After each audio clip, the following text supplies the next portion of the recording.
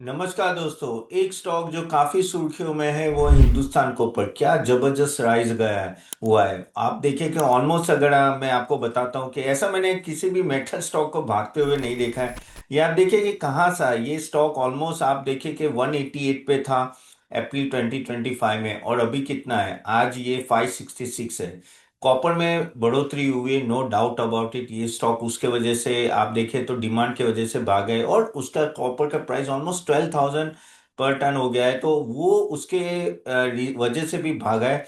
लेकिन आप वैल्यूएशन देखो तो वैल्यूएशन क्या है, 95 का पी। मैंने मुझे याद नहीं कि मैंने किस मेटल स्टॉक को इस लेवल पे देखा था। तो आज थोड़ा डिस्कस करते हैं कि क्या इस स्टॉक को रखना चाहिए, बेचना चाहिए या होल्ड करना चाहिए।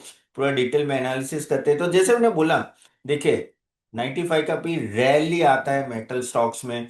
अगर आप देखो तो ईवी बाई ईबिटा भी देखो तो ऑलमोस्ट 57 का है, वो भी बहुत ही हाई है। अगर यहाँ से स्टॉक को अगर परफॉर्म करना है तो ऑफकोर्स सेल्स और आपकी प्रॉफिटेबिलिटी नो मेंटेन होनी चाहिए। एटलीस्ट 35 to 40% का ग्रोथ आपको दिखना चाहिए, जो मेटल में थोड़ा प्रॉब्लम हो जाता है।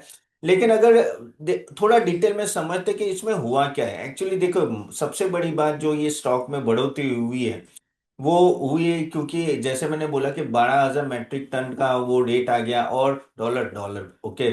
जबकि नॉर्मली वो है ना 8,500 9,000 के आसपास रहता है, तो एक साल का मूवमेंट आप देखो तो 1.5 गुना हो गया है ये। और यहाँ से भी मुझे अगर आप देखो तो कॉपर जो प्राइजेस हैं वो थोड़े हाई रहेंगे, उसमें कोई डाउट नहीं है। क्योंकि नो अभी भी डिमांड है उस तरह से। और अगर इनको डायरेक्टली ऑपरेटिंग लीवरेज का डायरेक्टली इसको बेनिफिट मिल रहा है, और वो फायदा इनको मिल रहा है। ईबिटा मार्जिन भी अगर आप देखें, मैं जस्ट आपको बता रहा हूँ, ईबिटा मार्जिन भी अगर यहाँ आप सेल्स और मार्जिन की भी बात करें, ऑपरेटिंग मार्जिन बता दो तो वो देखो बढ़ रहा है ऑलमोस्ट। अगर ऑपरेटिंग मार्जिन 39 41 के आसपास आ चुका है, तो वो भी धीरे धीरे 31 से 41 तक आ गया है। ये आगे चांसेस है कि ये 42 43 भी जा सकते हैं जिस तरह के प्राइजेस है। लेकिन देखिए आपको एक बात हमेशा याद रखने की, इसमें वॉलेटिलिटी बहुत रहती है। ठीक है। और अर्निंग ग्रोथ भी क्या होता है कि इनकी जो कॉस्ट होती है वो फिक्स होती है एक तरह का। नो जब भी से आपका प्राइस बढ़ता है कॉपर का, तो डायरेक्टली प्रॉफिटेबिलिटी में इंपैक्ट आता है। काफी लोग बोलते हैं कि क्या ये सिल्वर प्राइस, सिल्वर बढ़ रहा है इसलिए भी बढ़ रहा है। देखो सिल्वर भी उनका एक आउटपुट है, लेकिन वो लेस अराउंड 2 to 3% है, 1 और 2% है, ज्यादा नहीं है। तो मेजरली 95% इनका जो रेवेन्यू होता है वो कॉपर से होता है। और उसके वजह से ये स्टॉक नो भाग रहा है। ऑफकोर्स बाकी सब मेटल स्टॉक भी भागे, जैसे हम लोग स्टील की बात करें तो स्टील के स्टॉक्स भी ना पिछले काफी टाइम से भाग रहे हैं। जैसे ये टाटा स्टील का देख रहे हो, वो भी ऊपर अपस्विंग है। लेकिन इनका अगर आप लोग पी भी देखेंगे तो कितना है, जेएसडब्ल्यू का ऑलमोस्ट 47 है, 31 है, टाटा स्टील का, जिंदल का 30 है। Of course it is not comparable, but मैं ऐसे बोल रहा हूँ कि पूरा पूरा सिल्वर और गोल्ड के वजह से पूरा मेटल स्टॉक सभी भाग रहे हैं, और कॉपर की भी अच्छी खासी डिमांड है। अभी ये लोग अच्छी खासी कैपेसिटी भी नो यहाँ आगे जाके लाने वाले हैं, तो वो भी एक चीज है जो आपको ध्यान में रखनी पड़ेगी। तो मार्जिन अगर ये लोगों को 40 41 के आसपास इंप्रूव करके रखते हैं तो उनके लिए अच्छा होगा। और री रेटिंग देखो, ऐसा नहीं है कि ओनली इंडिया में है, कि ओवरऑल मेटल स्टॉक सब जगह भाग रहे हैं और स्कैरसिटी प्रीमियम मिल रहा है। देखो कॉपर को क्या हो रहा है कि ओनली लिस्टेड कॉपर माइंस है हिंदुस्तान कॉपर, इसलिए इनको फायदा हो रहा है। पीएसयू की री रेटिंग होती है, कैपेक्स, एनर्जी ट्रांजिशन जिसमें ईवी होता है, और रिन्यूएबल्स, वहां सब जगह कॉपर लगता है। तो एक डिमांड एक तरह से बढ़ी है, जिसके वजह से आपने ये स्टॉक में अच्छा खासा मोमेंटम, और अभी देखे तो लिक्विडिटी भी है, और ट्रेडर तो दबा दबा के इसमें कर रहे हैं। मैं आता हूँ टीवी में गाइस, हर रोज मुझे कोई ना कोई, वो कहते हैं ना कि क्वेश्चन आ ही जाता है, हर रोज एक क्वेश्चन तो हिंदुस्तान कॉपर पे होता ही है। तो यहाँ आपको समझना चाहिए कि क्योंकि वॉल्यूम आई, पार्टिसिपेशन आई, तो एक तरह से थोड़ा स्पेकुलेशन भी दिखेगा। बाय द वे आगे जाने से पहले गाइस, अगर आप और इंसाइट्स चाहते हैं मार्केट रिलेटेड, क्योंकि यूट्यूब वीडियो में बहुत कुछ मैं नहीं दे सकता हूँ, तो मैंने एक लिंक दी है, हमारी टेलीग्राम की लिंक है, क्लिक करके वो जरूर ज्वाइन कीजिएगा, ठीक है। तो अगेन यहाँ जो भी बात कर रही है सिर्फ आपकी इंफॉर्मेशन के लिए, यहाँ कोई रेकमेंडेशन नहीं है। जो रेकमेंडेशन देते हैं हमारे मेंबर्स को, हमारी सर्विस जो पोर्टफोलियो बिल्डर है वहां देते हैं, उसके लिए आप www.catapan.in विजिट कर सकते हो। सो कॉपर रेवेन्यू क्योंकि उनका प्राइस बढ़ रहा है तो डायरेक्टली इनको फायदा हो रहा है। अभी क्या हो रहा है कि मार्जिन क्यों बढ़ा है, मार्जिन जैसे मैंने बोला 41%, तो एक तो कॉपर रियलाइजेशन ज्यादा होता है, प्लस ये लोग ऑपरेटिंग लीवरेज का फायदा होता है। जैसे मैंने बोला कि इनके कॉस्ट थोड़े काफी हद तक फिक्स होते हैं, तो रियलाइजेशन बढ़ जाता है और स्टेबल कॉस्ट बेस रहता है इनका। और सिल्वर गोल्ड जो उनके आउटपुट है, छोटे छोटे आउटपुट है, वहां भी रियलाइजेशन बढ़ रहा है। तो हर जगह से इनका रियलाइजेशन बढ़ रहा है।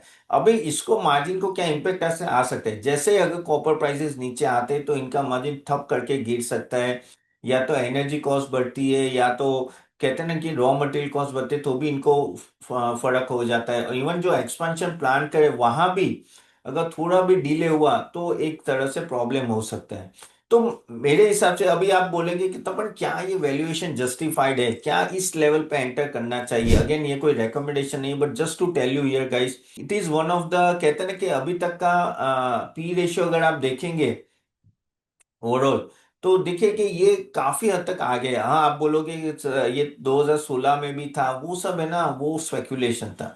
अभी भी ऑल टाइम हाई के पास है पी रेशियो, 90 का पी रेशियो, वो भी मेटल स्टॉक्स के लिए बहुत ही नो गड़बड़ वाला काम कह सकते हो आप।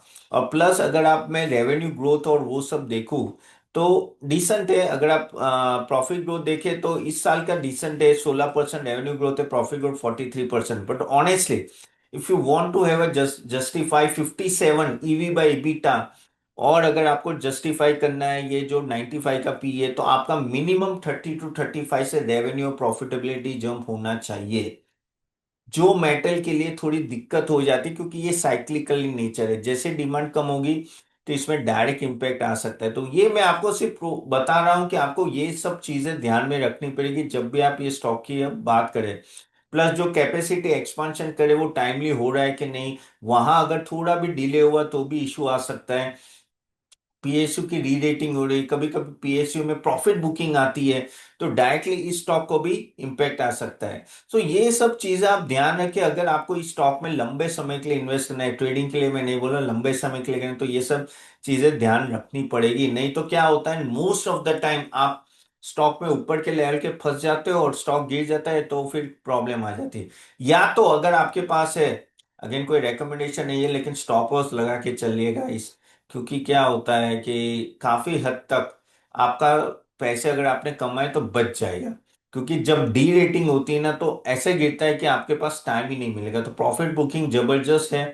तो अगर बात करें कि बिजनेस, तो बिजनेस स्ट्रांग है, कॉपर की डिमांड भी अच्छी है, मार्जिन अच्छे खासे भी आ रहे हैं क्योंकि कॉपर प्राइसेस हाई है। सिल्वर एक थोड़ा बोनस है जो 1-2% है इनका, वहां भी रियलाइजेशन अच्छा रहा है, लेकिन इसके वजह से वैल्यूएशन स्ट्रेच हो गया है, एक्सपेंस हो गया। अभी तो क्या हो रहा है कि कोई भी कंपनी में सिल्वर थोड़ा भी प्रोडक्शन होता है ना, तो सब लोग कूद जाते हैं, अरे ये भागेगा ये भागेगा, लेकिन काफी हद तक आपको देखना पड़ेगा वैल्यूएशन कहाँ जाके रुक रहा है।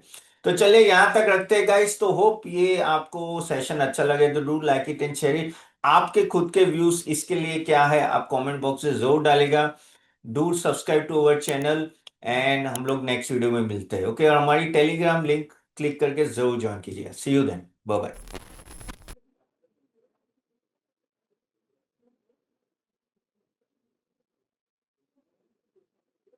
Investment in market securities is subject to market risk.